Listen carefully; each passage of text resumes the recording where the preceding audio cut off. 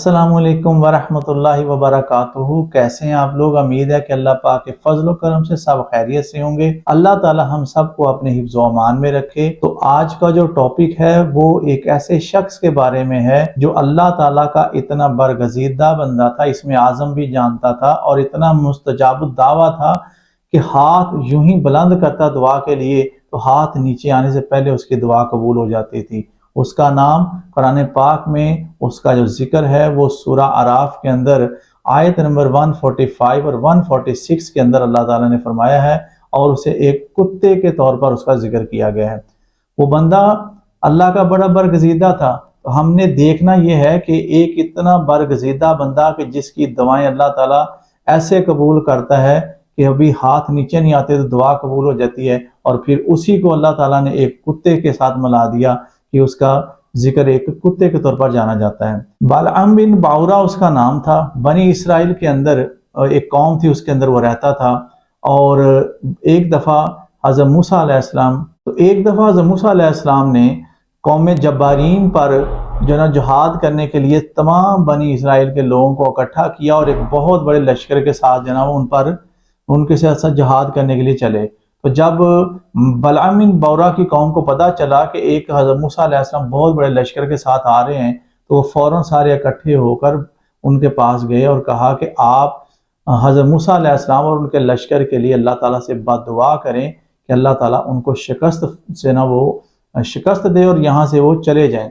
तो उसने कहा कि अल्लाह ताला के वो नबी हैं, साथ उनके फरिश्तों की जमात आ रही है, तो मैं कैसे उनके बारे में बद्दुआ कर सकता हूँ।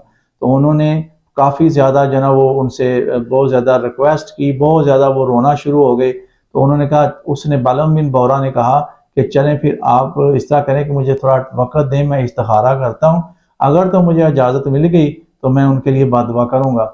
उसने इस्तिखारा किया तो अल्लाह ताला ने इस्तिखारे में मना फरमा दिया कि ए बालअम बिन बौरा, ये काम ना करना, ये ठीक नहीं है। लिहाजा उसने कौम को बताया कि भाई मैं ये काम नहीं कर सकता, मुझे इसकी इजाज़त नहीं मिली। लोग मायूस होकर वापस चले गए। तो लोगों ने वहां पर जाके ये प्लानिंग की कि तमाम लोग अपने घरों से जितने भी माल व ज़र है, दौलत है, वो इकट्ठी करके लाएं। तो लोग बड़े बड़े कीमती तोहफ़ और इसी तरह जेवरात और दूसरी सारी चीज़ें लेकर उसके पास दोबारा आ गए। और जब उसने एक नज़र दौलत पर उसकी पड़ी तो उसकी आंखों में और उसके मुंह में जनाब एक चमक आ गई, उसके मुंह में पानी आया और उसने कहा, अच्छा चलें, आप अगर कहते हैं मैं दोबारा इस्तिखारा कर लेता हूँ। तो वो दौलत वहाँ पर आके चले गए। अब उसके दिल में जो दौलत का ख्याल यूं ही आया तो अल्लाह ताला के साथ जो उसका एक रिश्ता था, जो अल्लाह पाक के साथ उसका ताल्लुक़ था, उसके अंदर जनाब एक दरार आ गई। इंसान जब तक अल्लाह ताला के साथ दिलो जान से लगा रहता है तो अल्लाह ताला अपनी अनायात करता है, और जब ज़रा बराबर भी उसके अंदर मिलावट आ जाती है, दुनिया आ जाती है, तो अल्लाह ताला से भी ताल्लुक़ जो है वो ख़त्म हो जाता है, फिर दुनिया से शुरू हो जाता है। ऐसा ही बालअम बिन बौरा के साथ हुआ, जो इतना जो है वो अल्लाह का बरगज़ीदा नेक बंदा था, लेकिन बाद में एक कुत्ते के तौर पर उसका जो है वो हशर हुआ। अब हुआ ये कि बालअम बिन बौरा जो था वो जब एक पहाड़ी की चोटी पर चढ़ा तो दुआ करता था हज़रत मूसा अलैहिस्सलाम के बारे में, तो ज़ुबान से निकलता था अपनी कौम के बारे में, यानी यूँ कहता था कि मूसा अलैहिस्सलाम उसका लश्कर तबाह हो बर्बाद हो जाए, तो निकलता ये था कि मेरी कौम का जो लश्कर है सारा तबाह बर्बाद हो जाए। तो लोग उसे कहने लगे, तेरा बेड़ा गर्क हो, तुम्हें इतनी दौलत दी है, इतना पैसा दिया, तो तू बद्दुआएं भी हमारे लिए कर रहा है। वो कहने लगा कि यकीन करें कि मेरी ज़ुबान पर मेरा अख्तियार नहीं रहा, मैं बोलता कुछ हूँ और मुंह से निकलता कुछ है। अभी ये अल्फाज चल ही रहे थे कि अल्लाह ताला का अज़ाब भी उस पर नाज़िल हुआ और उसकी ज़ुबान लटक के बाहर सीने तक आ गई और एक कुत्ते की तरह जो है ना वो हाँफना शुरू हो गया। फिर उसके बाद उसने यहाँ तक बात को ख़त्म नहीं किया, बल्कि अपनी कौम से कहा कि मैं तुम्हें बता सकता हूँ, मेरे पास राज है, बेशक सारा कुछ छिन गया है, कि आप हज़रत मूसा अलैहिस्सलाम को कैसे शिकस्त दे सकते हैं। उसने कहा कि अपनी कौम की ऐसी खूबसूरत लड़कियों को इकट्ठा करो और इस लश्कर में भेज दो। अगर उस लश्कर में से किसी ने भी बदकारी की तो बदकारी की नहूसत से उनमें वो तमाम लोग ताउन का शिकार हो जाएंगे और इसी तरीके से वो वापस चले जाएंगे, शिकस्त हो जाएगी। तो ऐसा ही हुआ, उन्होंने ऐसा किया। तो वहां पर एक शख्स था, तो उससे ये बदकारी सरजद हो गई, तो ताउन फैल गया और इस तरह सारे लोग जो है वो भाग गए। अब यहाँ तक जो है ये वाक़या और भी काफ़ी जो है इससे लंबा है, लेकिन मुख्तसर आपको यहाँ से बताता हूँ कि हमें अब सबक क्या मिला यहाँ से।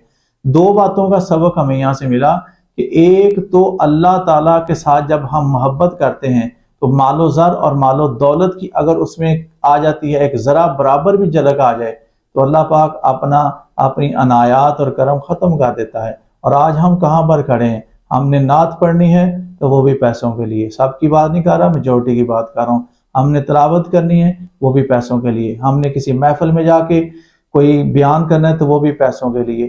آج ہم دیکھیں، ذرا غور کریں کہ ہم کہاں پر کھڑے ہیں، کہ ہم ہر کام جو ہے وہ صرف پیسے دولت کے لیے کر رہے ہیں، بلکہ یہاں تک نوبت آ چکی ہے کہ کسی محفل میں جانے سے پہلے پیسے مقرر کیے جا رہے ہیں، اور یقین کریں کہ بڑے بڑے لوگ اس میں ملوث ہیں۔ تو دیکھیں، جب ہم لوگ دین کی خدمت پیسوں کے لیے کریں گے تو پھر اللہ تعالیٰ کے ہاں ہمارا جو مرتبہ اور مقام ہوگا وہ آپ بہتر سمجھ سکتے ہیں۔